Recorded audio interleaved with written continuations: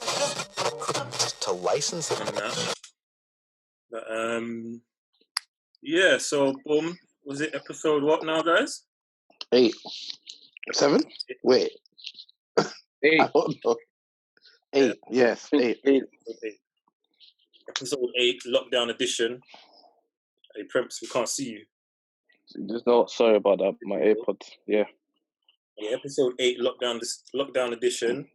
We're back again. As you lot can probably see, we've got if you're watching anyway, you can see we've got a guest today.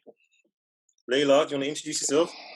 Hi guys, I'm Layla, and I'm here to have a chat with the guys today. Yeah, so basically anyone who's listened to last week's episode would know that we spoke a bit about sickle cell. So we thought it would be a good idea to get someone on board. We spoke about dating and sickle cell. So we thought it would be a good idea to get someone on board who's lived it, been through it, and get their views and opinions on it. Because we had quite a long debate. It was like a 2-hour episode. It wasn't even meant to be that long. So yeah, we thought it would be good to get Layla on board and see what she's got to say. So Layla, just tell us a bit about you and sickle cell. So I have the sickle cell trait, which means that, to be fair, it doesn't really affect me in any way, shape or form as a trait carrier. It just means that I can pass it, and I have passed it on to my daughter. And when dating or when I had my kid, I didn't sort of realize, or we didn't really ask the questions, does her father have it? And then we found out when I was pregnant that he actually had the trait also. So then she had a 1 in 4 chance of having the actual disease. And unfortunately, she did end up having the full disease. So that's sort of an overview of my experience with it. It didn't ever really affect me. Can't say up until after my daughter was born that I ever asked anybody before, or a guy in dating, do you have the trait? It never ever occurred to me, even though they had sort of told me in the past that it is something that you have to be wary of. But they kind of said it to me when I was like, I want to say 7, 8, when I was having my tonsils removed. Or said it to my parents, like, BTW, she has the sickle cell trait, so just let her know that when she's older and dating and wanting to start a family is something to be aware of. Again, from my family, I do have a history of people with sickle cell and sickle cell carriers. So I got it from my dad. My mum's not a carrier. And I have cousins who have sickle cell and have passed from sickle cell. So yeah. But like, I feel it works better if you guys have questions, and then I can... Yeah. I'm sure the guys have got questions. I know I've got a few. James, have you got any questions? How did you feel when you found out that your daughter had sickle cell? It was horrible. It was absolutely horrible, because you don't actually find out until, like, when they do the heel prick test. I know you guys have kids. So I know when they do the heel prick test at 5 days is when they go away, test for everything, and then you come back and find out whether they have it or not. And in my circumstance, I didn't hear anything for ages. So I thought, okay, because they're like, if anything comes back, you'll find out straight away. They'll tell you within a week.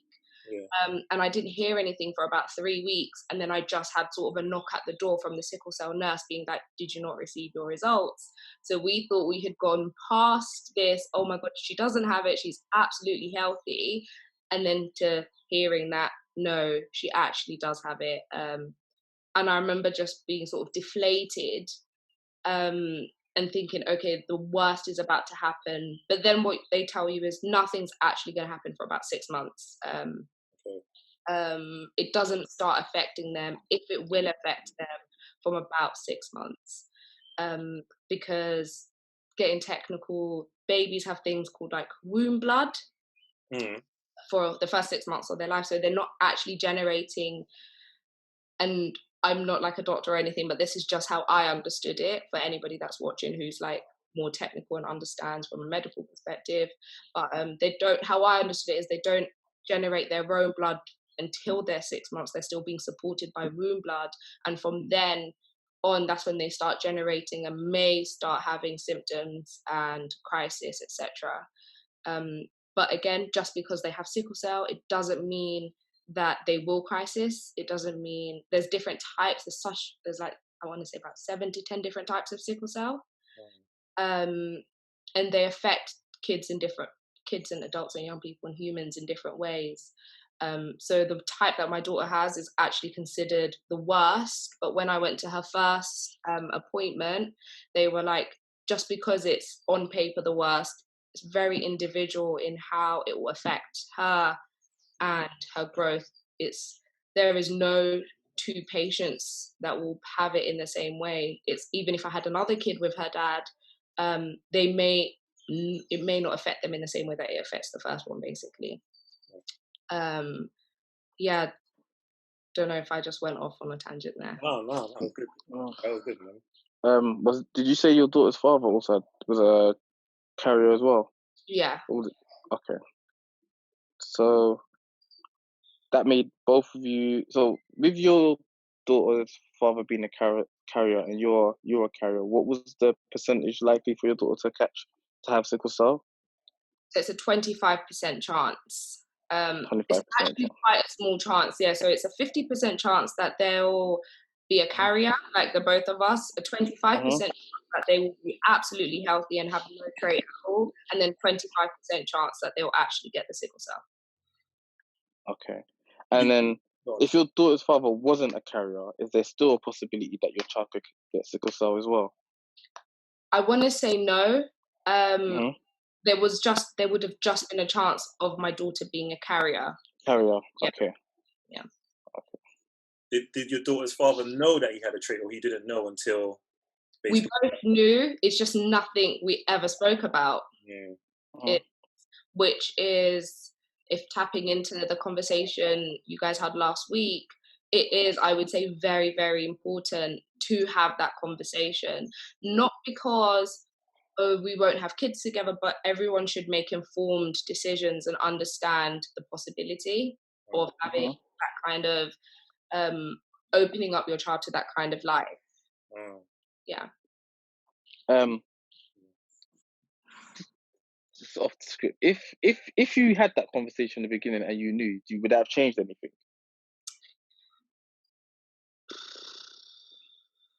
I don't know. Probably not. Okay. I hear you on that one there. I think probably that's the point I was trying to make across last week, you know. Like I get it, but I just believe if I was in your position and, you know, I don't think it would have changed anything for me personally, you know. As in, would it have changed anything in terms of me continuing dating that person, or? Yeah. I'm proceeding to probably, you know, have kids and stuff like that. I want to say no, because like I wasn't planning, like my daughter wasn't planned in any way, shape or form. So I think we would have found ourselves in the same situation for me personally, and then I would have made the same decisions, because there is a test that they offer before 10 weeks of pregnancy. Yes, invasive test. Right. And I declined it because I was like, it doesn't matter to me whether she has it or not, because the test can cause like a miscarriage or anything like that. I just wasn't willing to take that risk. So I don't think I was serious about it, or I understood how serious it was. And maybe now, if I was to meet anybody new who had it, I would maybe take on and think a lot harder if I really wanted to open myself up to those kind of circumstances, because of the journey that my daughter has had already. Yeah. Like, just thinking, like, in the past, actually, no, you said you've never really actually had that conversation with anybody, have you? Okay, because what I was going to ask is how men have maybe reacted when you have actually told them, yeah, I'm a carrier, or... I think from now, because I'm not actually with her dad anymore, and I have sort of, I want to say, dated and have said to guys, or not even dated, but in conversation when I speak to anyone, it is one of the first things I say now. And the reception is normally, I either don't know what that is, or never have really had exposure to that, or I have, yeah, I'm a carrier too, or no, I'm not a carrier.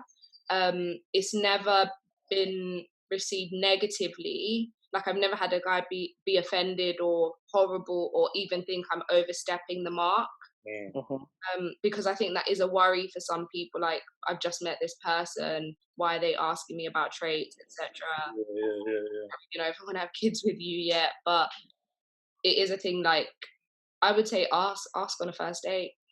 Do you think there's a lack of education on it within our community, that there's a lack of education about sickle cell? If you don't have it, do you think that within our community it's something we should be a bit more educated about, knowing the side effects of sickle cell, especially because it's predominantly, if I'm correct, tell me if I'm wrong, it's more based within Black people, right? Yeah, so it's Black people, Hispanics, and some Asian people. And yeah, I want to, again, speaking from me, I knew I had it, but I didn't realize, because I'd never, until you see the other side, which I now have with crisis and being in hospital, etc., like that, on days or at end, you're never really going to understand the seriousness. And I'm talking from a perspective of, I have cousins who have it, but they all live abroad, so I'm never really with them, or I just hear like, yeah, you know, she has that, you know, that disease or whatever, and it's always said in that type of way, like, yeah, she has that, or yeah, that's very sick all the time. I never really understood what it meant or how it could actually affect anyone. Did I ever think it would come in me and that would be like my life or anything? No, 100% no. So I never took it seriously, and I never sort of gave blood, or I never cared. Well, I can't give blood, but I never cared to do more research in any way, shape, or form until it affected me. Okay, I just wanted to know: is there like a gradient to the crisis? So, is there like, even an individual, can they have like a really minor one, which is they stay at home, and to so extreme that they have to be rushed to hospital instantaneously? Like, Yeah, 100%. Crisis can happen anywhere in the body at any time. So it can be as simple as you have a crisis in your pinky finger and it just really, really hurts, and it just feels like pain, and you take painkiller and you stay at home, to you have a crisis in your heart and you have a heart attack and die. It's literally that the spectrum is that wild. Like, with little kids, it's as bad as, if she has a temperature, every single time she has a temperature, whether it's a crisis or not, I have to take her in, and she has to be hospitalized for about 3 days at a time minimum. Just because babies, or people with, not even babies, but people with sickle cell can become septic really, really quickly. And so it might just look like a temperature, and then they have blood poisoning and die. And it's that serious. To the point, to give you an example, over Christmas, we were in hospital, like her first Christmas, we were actually in hospital.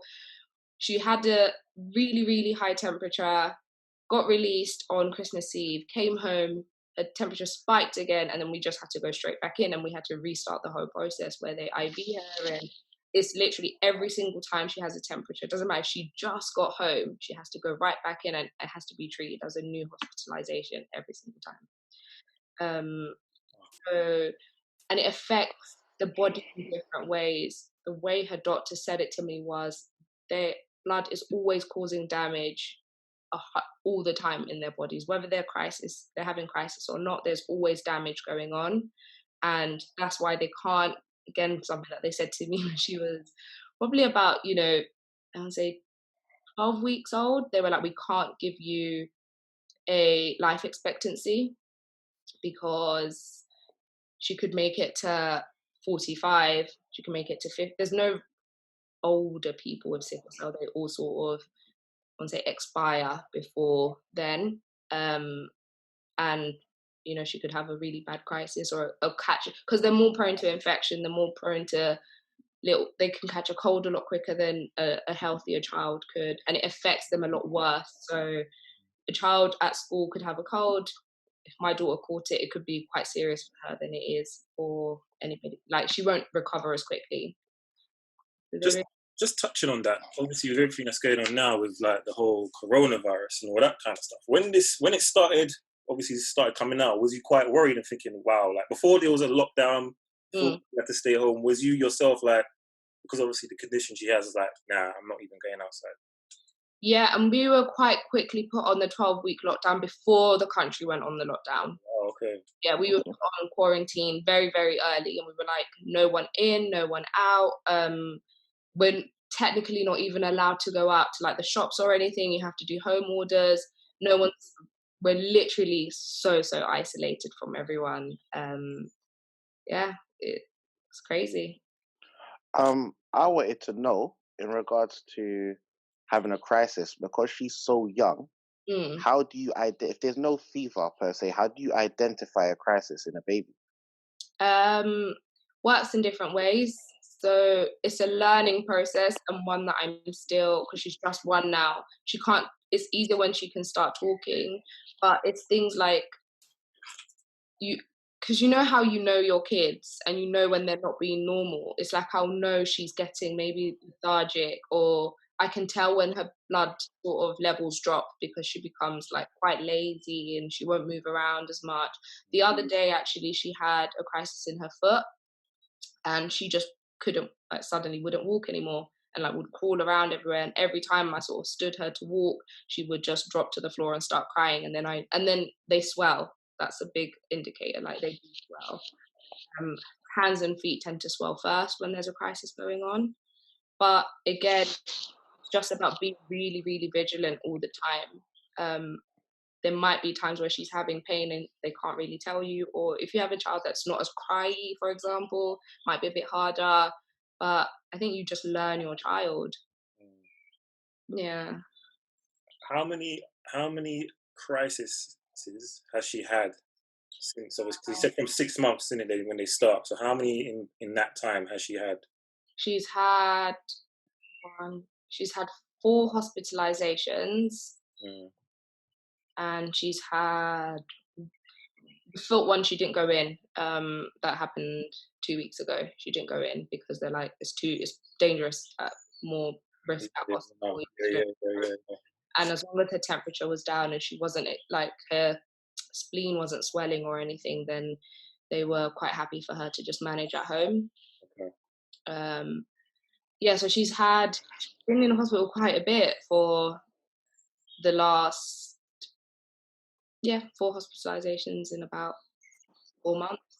So if you average it out once a month. How much time did she spend in hospital? At minimum, you spend 3 to 4 days. Because they have to run antibiotic in her every single time she goes in. They have to have the treatment, which takes about 3 days, and she has to leave the hospital with no fever. She has to have 24 hours of no fever before they can release her. I think the last hospitalization she had a blood transfusion. Yeah. I mean, that's mad already. But as a parent, how does that impact your life? I understand that obviously your child is your world, but in regards to even things like going to work and stuff like that, like how has that impacted your existence? I think you just drop everything when they're sick, don't you?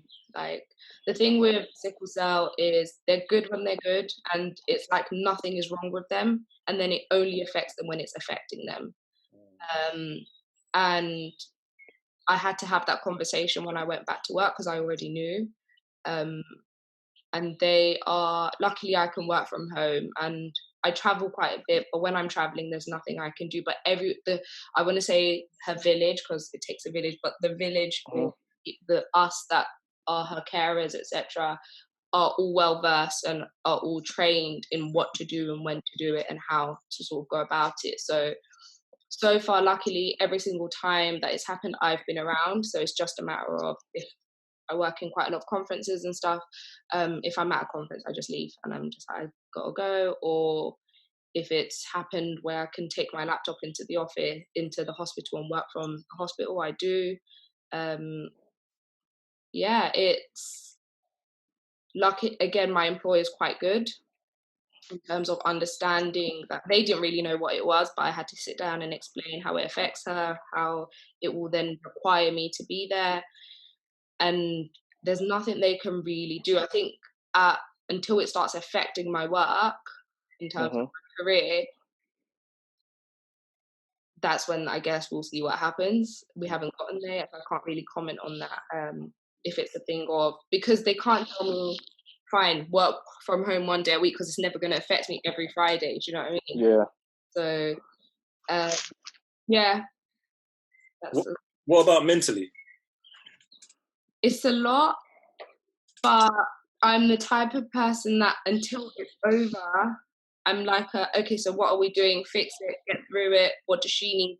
Her. And then after, at the end, is when it sort of hits me. And then I'm like, because, like, for example, last time they then were like, okay, Layla, she's had, this is her third crisis or fourth crisis in 3 months. That's one every 3 weeks, which is quite a hospitalization every 3 weeks. They were offering me new medicine, which when researched was like a chemotherapy form of chemo. She would have to be on it for the rest of her life. It had crazy side effects like not being able to have kids in future, depletion of bone marrow, other exposures, and it would stop her sickling, it would open her up to everything else, it seemed. And they were like, if she has this, it will help some with sickle cell. I find that it seems like it's always a catch-22. You can give her this, but it will affect this, and you fix one thing to break another. And in the end, we decided that we're not going to put her on the medication, just because she's so little, and I don't know what's going to happen. They gave me that off the bat of she's had three to four crises. Her spleen was quite enlarged, which can be quite risky, and so we might need to operate and remove it. And she was losing, like, her blood wasn't staying. It was like she kept needing like a transfusion when we were in there and stuff. But it does take a toll on you mentally. And I think after that, for a while, because I had to make this crazy big decision for this person, for like her. Yeah.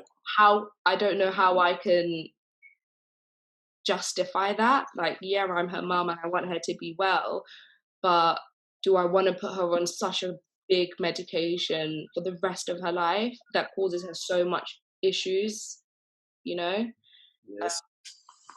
That decision, like you said, it fixes one thing and then it breaks another. So it's just almost, like you said, it's a lose-lose situation. Yeah. That one. How old is your daughter? She's one today. Oh, happy birthday! Happy birthday! Big her up, man. So, as she gets older, will they be? Can it get better, or would it just always remain the same as she gets older? Depends on her. It just depends on her. Okay. She could never have a crisis for 5 years and then have crisis, or on how she grows and how we live quite I want to say clean life. It all has to be organic. You have to really think about what she consumes and what she does, because things like temperature can cause crisis. Like going outside and coming back inside into a warm place can cause a crisis. Sitting and doing nothing can cause a crisis. Walking can cause a crisis. Like, there's literally, you can't. And that's like the scary me saying like anything can happen, but different people's experience of it is completely different. Like, I'm part of a lot of societies and Facebook groups, and I talk to lots of different mums, and we all find that our kids are going through different things at different times. Yeah, I guess it is what it is. I wanted to know: can sickle cell cause any other underlying health conditions, or is it just by itself? What do you mean? Like, can sickle cell increase your chances, I don't know, of having asthma, or increase your chances of having some other issue? I think it depends on because, for example, if it's a continuously deteriorating disease, so as you will develop stuff like kidney failure and liver failure, because if you keep sickling in your kidney, it will fail and it will damage it enough that you can't have it anymore, and stuff like that.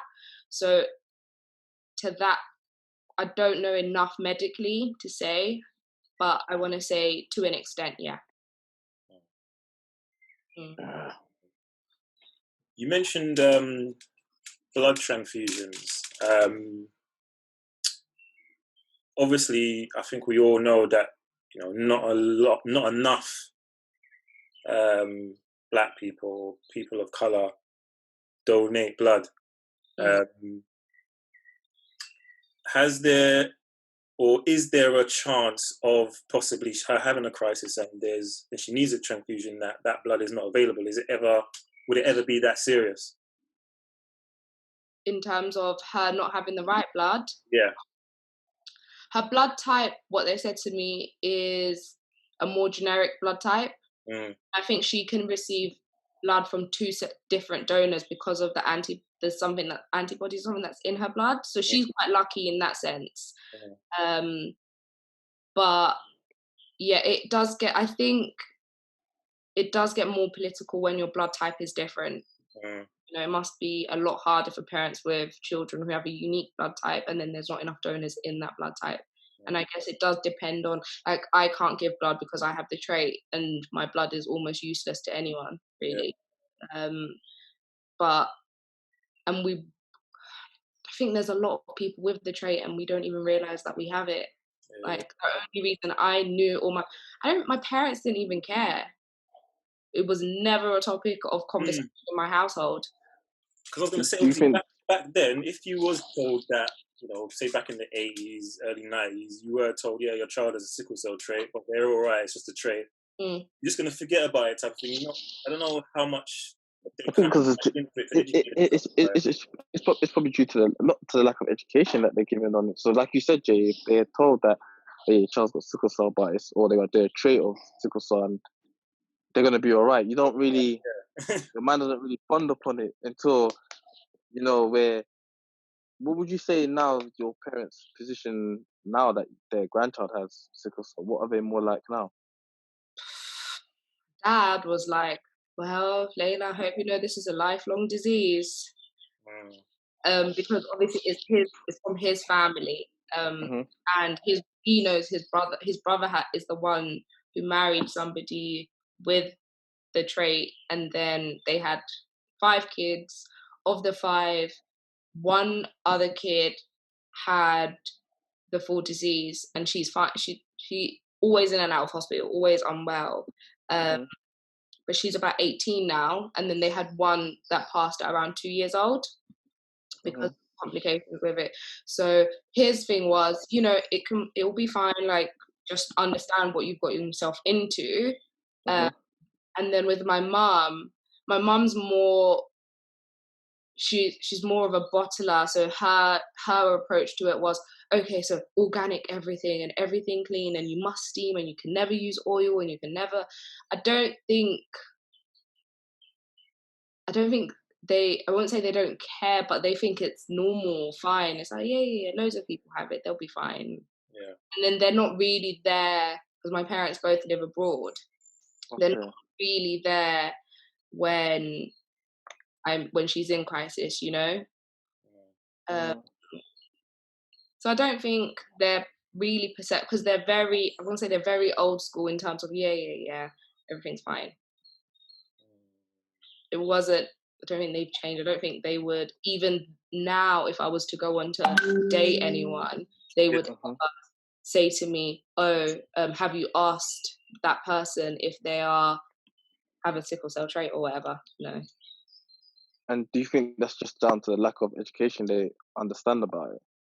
Or do you think that's just the old school way? I think it's just old school. I think I want to say I think it's old school. I don't think it has anything to do with education. I don't think still now my mum's never really asked me how it works. Yeah. Going back to like things like dating, Mm-hmm. if you met a new person who either had the trait or sickle cell, because of the experience you've already had, would that deter you from going ahead with that person? No, it wouldn't.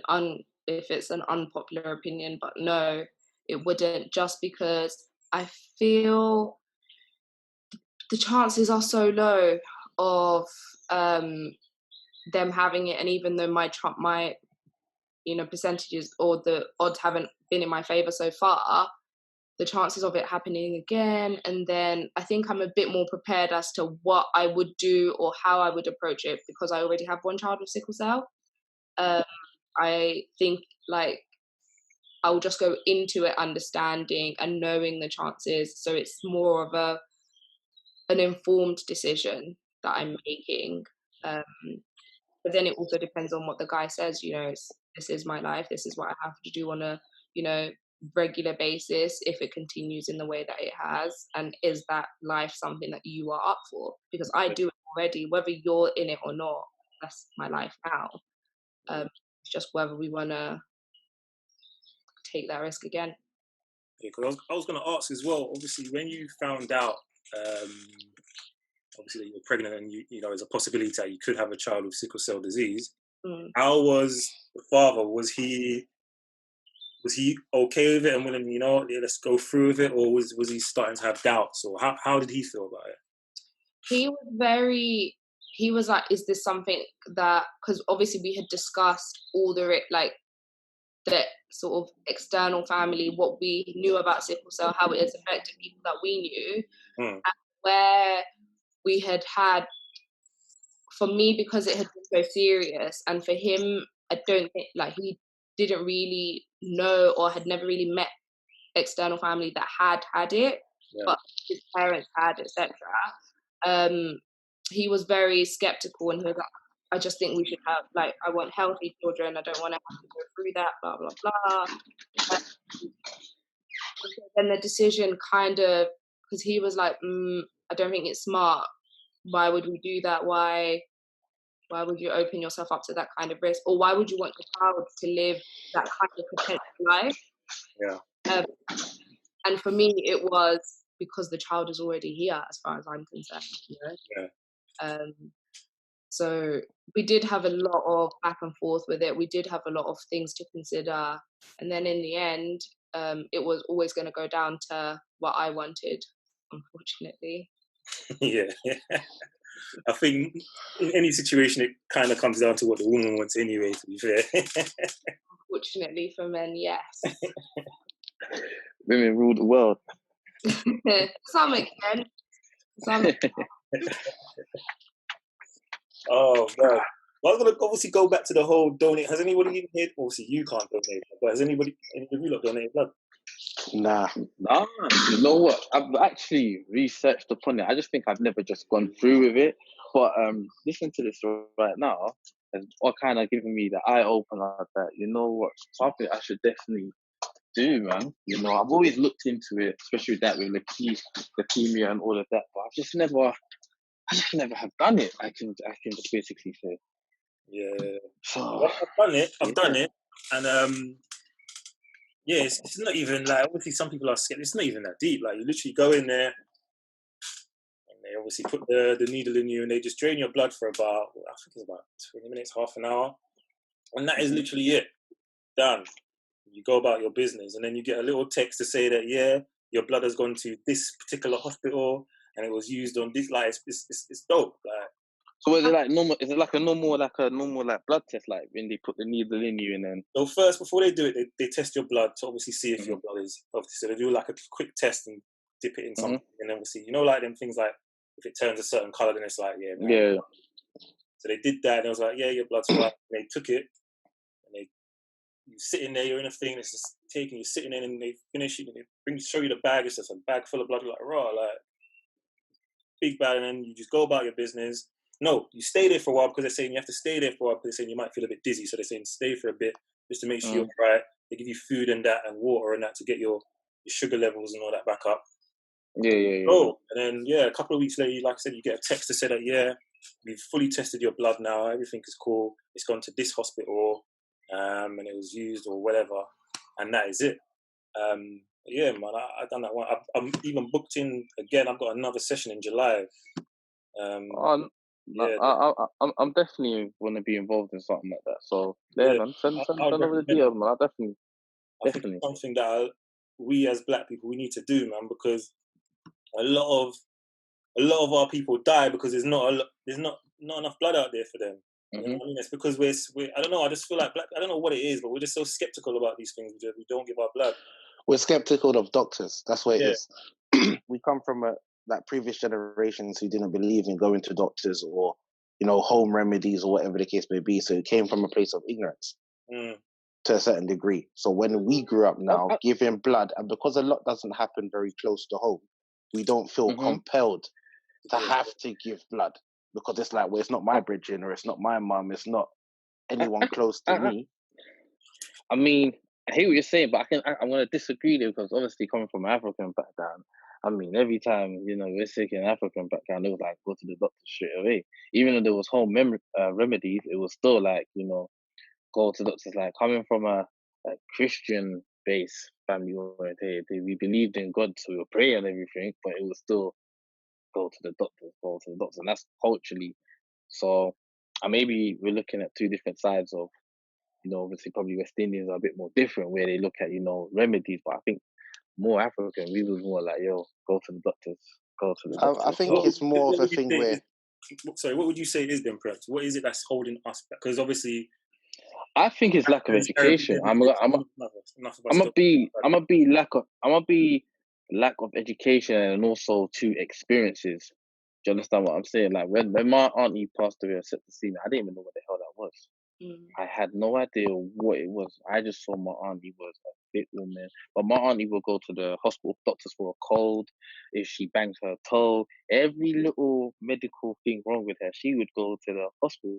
So where this came from, and this came from nowhere, like, I've done an interview on 3 A's of Social podcast talking about, my auntie's death and how that affected me. And it was like, this was something so unrelated, because, I didn't even understand. So I had to do my research about what septicemia was, and it was like a bacterial disease, and once it gets into the bloodstreams, how it could affect you. And then it was so funny enough that 2-3 years later, a good friend of mine, Debo, he had septicemia, but it's just that his one was caught so quick. So it just made me realize about the disease. And sometimes it's, if we're not aware of something, or we've never experienced it, we don't know. And I think that goes with the same with sickle cell. If you don't have someone in your family that has it, your lack of education towards it is just that small. You just think of it, you just look at it as a category of another medical issue. You don't actually understand the extent of it. So I think that's the problem with our community. We just don't understand the different kind of diseases that are out there. Like, my mum and dad have got high blood pressure. Did they understand that when they were young? Probably not. So when they've got it now, they're on medication for life, they understand the full extent of it. The only thing that we get from it is that they now get me and my brothers to watch what we eat, watch what we take in. My mum doesn't cook nothing with salt in it. So that's the education that, I pick up from there, and then I learn about it, knowing that now I'm probably prone to high blood pressure, probably when I hit my 40s or whatever. That's what I'm saying. So I just think we don't react till it happens, whereas we should really be educating ourselves.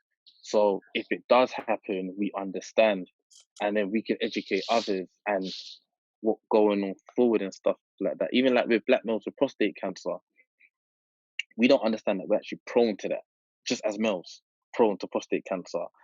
And it's a very high cause of death within the black male community.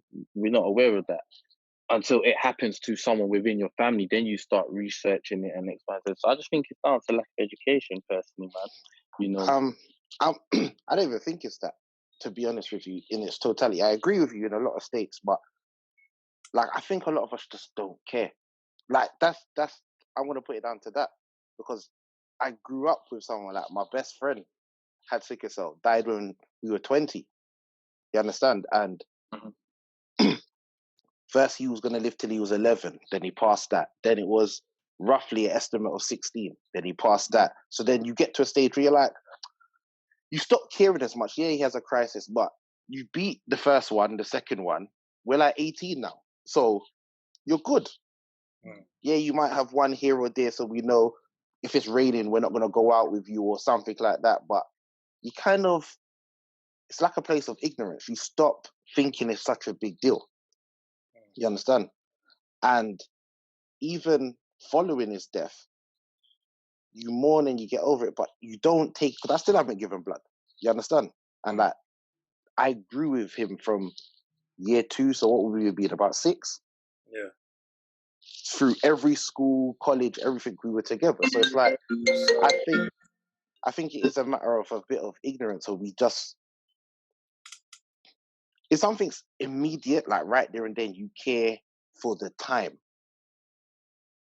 But then once kind of the dust is settled, your brain goes elsewhere because you're consumed with everyday life. Unless it's thrust in your face on a consistent basis, I don't think we care that greatly. I mean, I could be wrong, but that's how I kind of look at it. Like, we are told, we know about prostate cancer, but man don't care. You start saying ignorant stuff like, you heard how the check is, no one ain't touching my bum, or something silly like that. You know what I mean?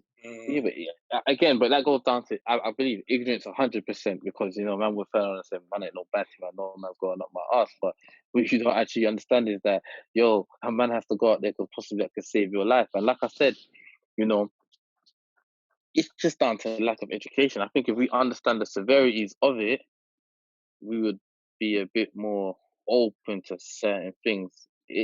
It's a bit of both ways. I believe you're right with ignorance, but I believe it's down to lack of education, because you go, you know, we're not taught these stuff in school. You're not taught about prostate cancer in school. You're not.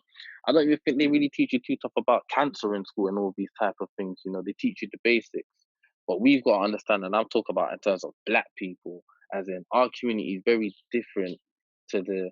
I'm not really, what we get are very different to compared to what other ethnic minorities get. So we've got to now kind of focus on, you know, what affects our community, what's inbound in our community, that what we can help to, you know, just through education. And some things we've self-educated ourselves. There's people different from us. Not some. You and I are not going to sit on. There's not many you and I that's going to sit on YouTube and research, listen to these certain things, or understand when Dr. Sebi was saying certain things. There's a small majority of us that go out to research. So probably us lot are probably or more wiser than, I'm not going to say more wiser, but probably have more of an inkling or understanding about these diseases than probably our other average virgin. I'll probably be like, never happened to me. But then sometimes, saying that, we know these things, but sometimes it still doesn't. It's still not enough for us to then go out and do something. Because, like Jem said, he's grown up with his best friend, and he's known from an early age what this thing is. But it still wasn't enough for him to go out and do what he did. But I agree with both of you. I think it's a mixture of both. It's a bit of ignorance and it's a bit of a lack of education. I'll be real with you. I think certain things, yeah, and no disregard. I knew Rami as well. So, but you obviously that was your guide, Jamal. I think sometimes, yeah, friends and families are two different things. I think with your friend, it's like, boom, he's mourned more his death than what the situation of his death was. But I think sometimes with family, yeah, because that's such a direct link to you and it's bang in your face, it kind of then opens up your eyes, because there could be possibly a genetic trait here. Do you understand what I'm saying? I beg to differ. I beg to differ, because I feel like friends are the family you choose. Just because someone 100%. is your relative doesn't really mean anything. It's a title, isn't it? So I can only speak for myself, and I genuinely, because I think it's because of the age I was as well, because I was so young. Giving blood then didn't come to the forefront. Being 20, you're not going to be like, well, my brethren died from this, let me rush out and give blood. Like, you just don't. And now we're 12, 13 years down the line. It's almost, to a certain degree, so far removed now. We've gone over a decade. Yeah. So now you still don't feel compelled to go forward. But now through having this conversation, and I'm thinking, I got kids, innit? I got 4 kids. None of them have sickle cell. But so what?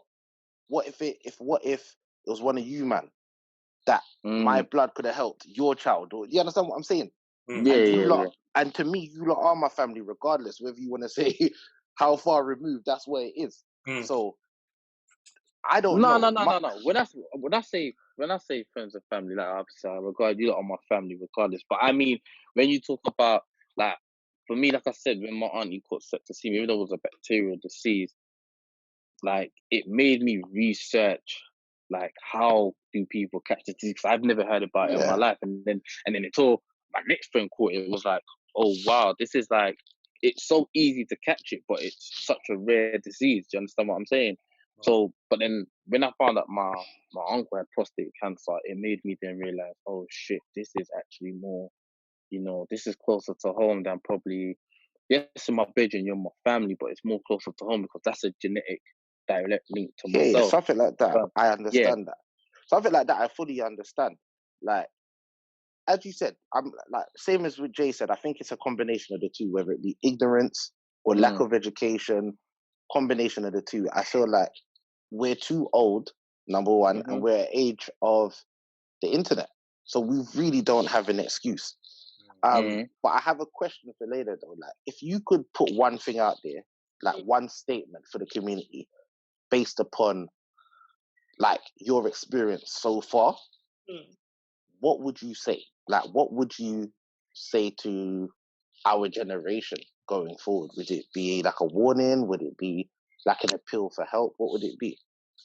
I think I would encourage everyone to learn who they are and what their blood says about them. Because before we can give blood, before we can help anybody else, we have to first want to help ourselves. You need to get to understand what your blood says, understand your journey, understand who you are as a human before you can make any decisions about the future and the future generations and what you want to do for, nation in general.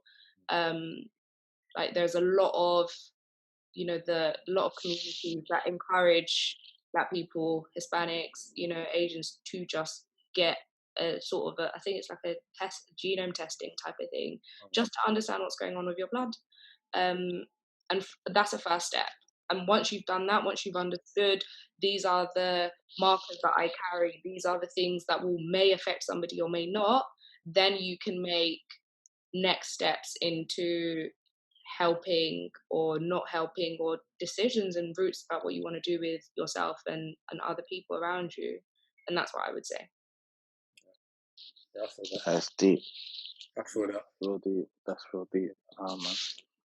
But yeah, man, I think we'll kind of leave it there, to be honest, guys. I think we kind of done what we needed to do. We expanded on what we did last week. It was good to have Layla here because I've learned a lot just from this little conversation. 100%. So I think that was good, and I think this will help a lot of people as well, and open people's eyes as well to certain things that they maybe have never thought about ever. So I think 100%. it's a good conversation, man. And also as well, I will encourage people, if you are able to donate blood, especially if you are somebody of color, go out and donate blood, because there's so many people that are unable to get blood or have to wait a bit longer than, say, someone who's white, because that blood is not there readily available for them. They will probably get it, but they will have to wait a certain time where by then it could be too late. You know what I mean? So I would recommend anybody, if you can, go and donate blood. It's not that deep. Is there any way we can put that information up on the page of like how to go donate blood? I'm going to put it on the YouTube channel. It'll be in the comments of how you can register to donate blood and all of that. Cool. And Layla, is there any sort of like sickle cell societies or anything that you feel we should look into or be more educated? Like any pages we should go look at? The Sickle Cell Society is the main one, and I think they're based in Hackney. They have a website, they have socials, and it's literally just the Sickle Cell Society. It's the biggest one. And then there's lots of smaller ones, which I can send to Jay if you want, and I can add them. And Yeah, send it all to me, and I'll add it all on to everything that we talk about. Yeah. What I will say is, it's not on to end it on a positive. I want to say on an 85% to 90%, it is beautiful. Like that, you know, it is just my child and it is just our children. But it is those 25% to 10% times that are just critical. Do you know what I mean? So there's lots of literature. There's lots of like even kids books and understanding, having little kids understand what sickle cell is for their friends, etc. And the message is, everybody's normal, everyone is absolutely fine, you don't have to treat them any different way, which is probably why we don't do as much, because when they're fine, and then when they're not well for like a week, they're not well for a week, and then we move on to them being fine again. But yeah, they are, like I said, beautiful for the majority of the time. So let's celebrate that as well. They're called warriors as well, so you might want to hashtag warriors. Hashtag warriors. Definitely. Hashtag warriors. But yeah, man, Layla, thank you again for joining us, man. I really appreciate it. Thank you. God bless you. It's been great, guys. Yeah, man. And tell your daughter happy birthday. I will. Yes, happy birthday. Man, big her up on her birthday. Yeah, man, that's it, guys. Thank you all for tuning in. Another episode of Please Don't Cancel Me.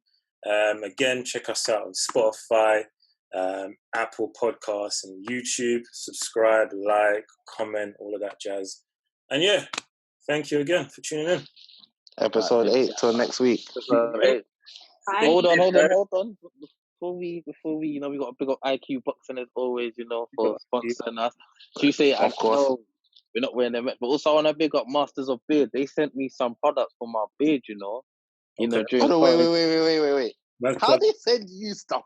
What's going on here? Hold on. My beard. How did you get stuff? Wait, your beard. Hold on. Your beard is healthy up there. Mr. I don't need it, no? Cool. Yeah. Hold on. I need it. I can't even grow a mustache. What are you not talking about? I might send you stuff for your look. Yeah, you can't grow a mustache there. Yeah, now big them up, Masters of Beard. I'm gonna plug their stuff. Hey, listen, they all gave me a little. Listen, hold on. I got a little mask, you know. Nah, you're showing off now. I don't even want to see this. You're on some show thing now. Nah. I'm not impressed. I'm not impressed. How come I didn't? You know what? Do you know what they hit me up and they just sent it to me? Do you know what I mean? How did they hit you up? I don't understand. What did you do to get hit up? I'm the emotional one, so I need help sometimes. You